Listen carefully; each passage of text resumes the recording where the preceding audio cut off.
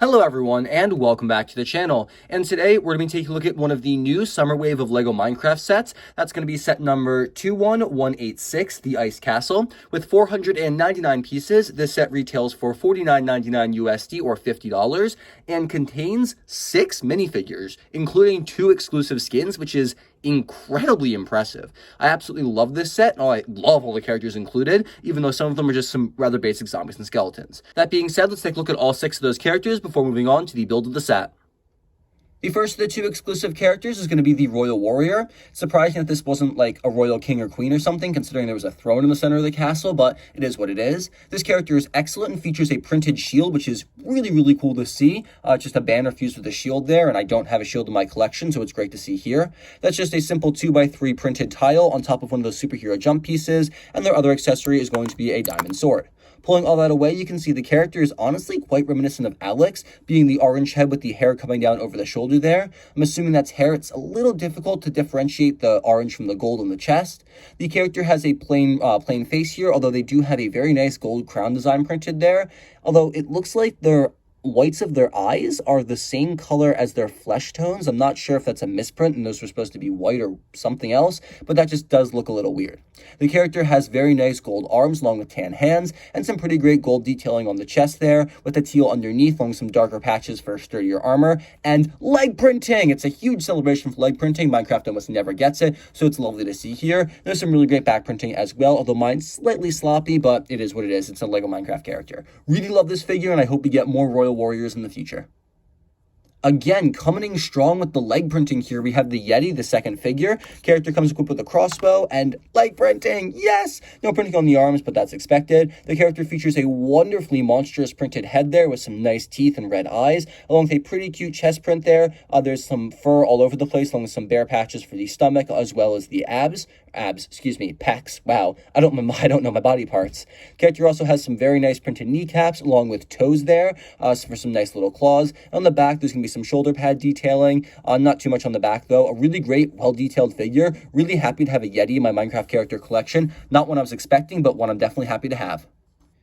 The set features 2 zombies, and they're both equipped somewhat differently. This character has an iron axe, while the other one features an iron helmet, which of course can be given to any other character in the set. The zombie's a pretty great figure, both are identical. Plain purple legs, then Steve's shirt, just with green printing instead of flesh tones, and then a plain green head with the zombie eyes and nose. A great looking character, no back printing. One that's remained unchanged since 2014, but one that needs no updating.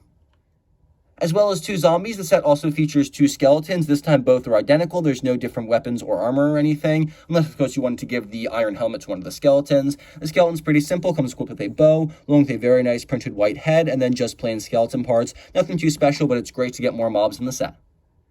Like the name of the set implies, this is a castle, although I'd probably be more inclined to call it a fortress rather than a castle, and the display is incredible. This set features some very interesting and unique biomes, including part of a taiga biome, along with an ice spikes or icy biome along the side there, and that's a really cool design that we don't often get featured in LEGO sets. The front of the model is going to be pretty plain, just terrain speaking. There's only 2 little bushes there, no berries on them or anything, and just some snow plaques. There's nothing on the exterior for detailing on this side. However, on the other side of the model, you do have a couple of blue plates and the beginnings of some ice spikes, just piles of ice and everything. It's a cool detail to have there, and it's nice that you don't just have like a straight castle. They actually tried to make some landscaping to it, which is cool, so you can actually integrate this into other sets if you wish.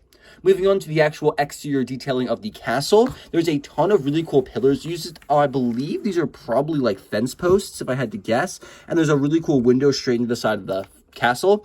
I don't know why you'd want a gaping hole that any player or mob could walk straight through. Technically, it's blocked off by the brewing stand, but still it's a pretty gaping hole in your defenses there.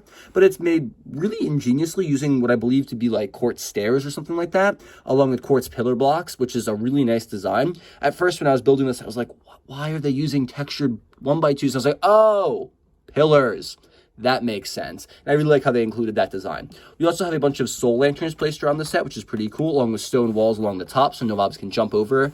We also have, I believe, stone walls up here on these like guard towers to actually kind of ring around it to make it look like a castle. So It's a cool design. We also have dispensers with arrows here, and I just completely broke the stone wall that bridges the gap here, but you're supposed to be able to flick fire a missile there. It's a pretty interesting idea of an arrow. I probably would have changed the tip a little bit, but it's nice that they have the dispensers there, and that looks pretty accurate to a Minecraft dispenser, if I do say so myself. You do have the motifs of the soul lanterns repeated as well, and then this side of the build is going to be completely identical to the other one, repeating the pillar, stone wall, lantern, and the quartz pillar blocks. Like I said before, the front of the castle has the dispensers two up top, and then right here we have an amazing print, 4 different prints for purple glazed terracotta, which is so cool. You can actually rotate them and, make as many patterns as you want. I love those printed pieces, and terracotta is something that we don't often get in Minecraft sets. I personally only have seen it in 2 sets, although it might come in more. I would really love to get all the varieties, and I kind of want to go on BrickLink and buy a ton more of this print just so I can make like a huge floor plan of it, because that is incredibly impressive.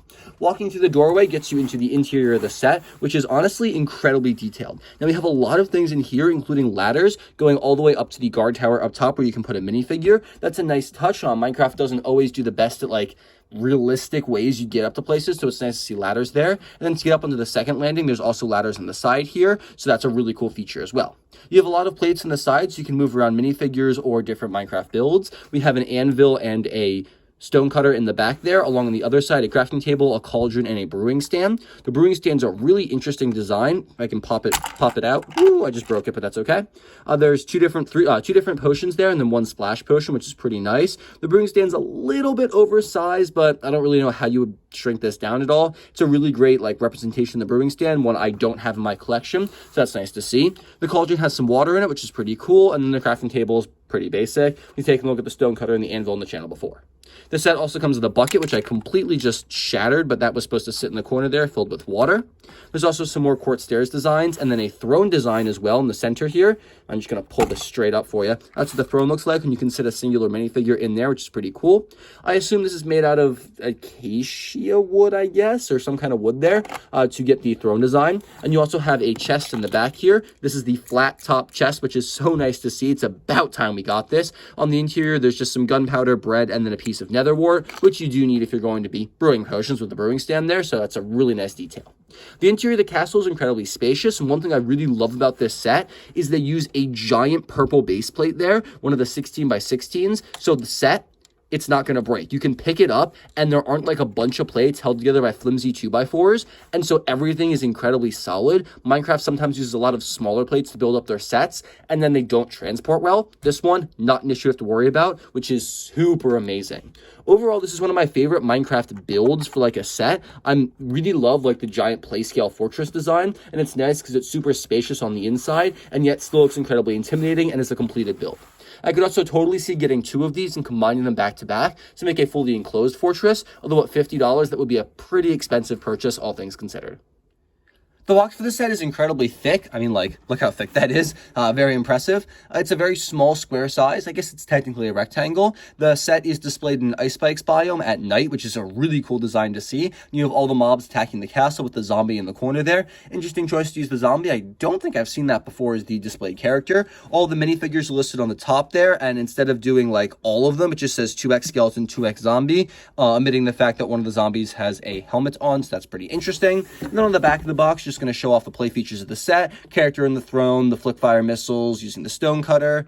Not sure why they're using the diamond sword there with the stone cutter. That's a weird design. Anyway, then you have an interior battle there with all the mobs actually getting into your castle. That's what happens when you don't have doors or windows for your castle. Mobs will just walk in, so get a door, guys. But yeah, it's pretty nice. Great box art. I really like how they kind of have the mobs just walking in, showing how utterly pointless this castle is. I did air quotes there, but great box. The instruction manual for this set is utterly atrocious. The shadowing looks awful and the rendering is disgusting. You can see all of the characters just stationary, standing completely stock still forward. No fun positions or anything. It's so bad. I can't stand this. On the back, we have the Windman. On the inside, you're going to have a parts list. And then you're going to have an advertisement for the other sets of the Wave. You should be able to see reviews for these 2 sets right now. Eventually, you'll see a review for the Llama set. Unfortunately, there's probably never going to be a review for this one, because I'm probably never going to end up getting the barn. We also have nothing else. That's it. There's a progress bar with the fake Alex Knight character, and nothing else. Very basic manual. Surprisingly, I'm going to have to rate this set a solid 9 out of 10. This was not one I was originally intending on picking up. In fact, my partner ended up buying it for me, and I'm incredibly happy that they did. This set surpassed all of my expectations. For $50, it's an incredibly fair price. The 2 exclusive skins are absolutely amazing, some of my favorites yet, and you get a remarkable amount of just mobs in general, 2 zombies and 2 skeletons, especially with LEGO's price increases and the fact they're cheaping out on most sets now. I was not expecting to get 6 characters in the set. Not only is it an amazing playset, but what's included is amazing. You get a ton of different crafting benches, the brewing stand, a really detailed interior, and some really great prints and parts as well. I'm pleasantly surprised, and this is definitely a set I would recommend getting at full price. Get this as soon as you can to add to your Minecraft world. It's definitely worth it, and it has some incredibly unique parts and colors here that are going to do wonders to spice up and improve your display. Make sure to leave your thoughts about this set in the comment section down below, guys. I would absolutely love to hear from you. Thank you all so much for watching. Have a fantastic and safe rest of your day. I'll catch you all in the very next video.